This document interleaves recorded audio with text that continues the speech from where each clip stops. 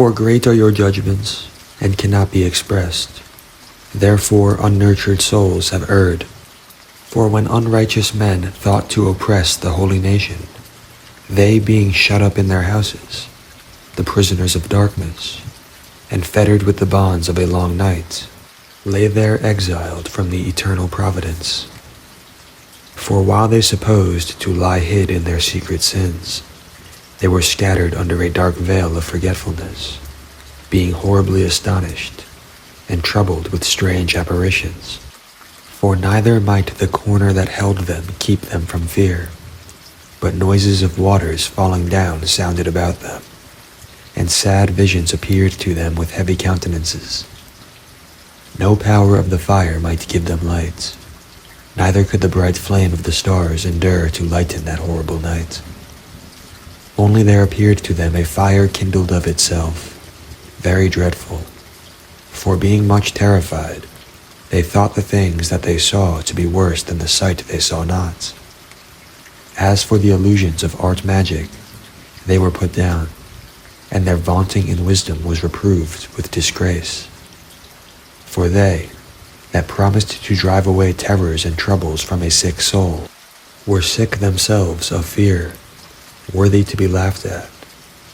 For though no terrible thing did fear them, yet being scared with beasts that passed by, and hissing of serpents, they died for fear, denying that they saw the air, which could of no side be avoided. For wickedness, condemned by her own witness, is very timorous, and being pressed with conscience, always forecasts grievous things. For fear is nothing else but a betraying of the succors that reason offers, and the expectation from within, being less, counts the ignorance more than the cause that brings the torment. But they sleeping the same sleep that night, that was indeed intolerable, and came upon them out of the bottoms of inevitable hell, were partly vexed with monstrous apparitions, and partly fainted, their heart failing them, for a sudden fear, and not looked for, came upon them.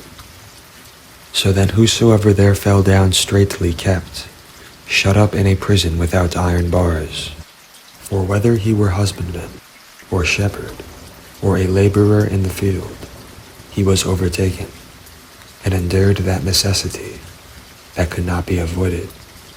For they were all bound with one chain of darkness, whether it were a whistling wind, or a melodious noise of birds among the spreading branches, or a pleasing fall of water running violently, or a terrible sound of stones cast down, or a running that could not be seen of skipping beasts, or a roaring voice of most savage wild beasts, or a rebounding echo from the hollow mountains.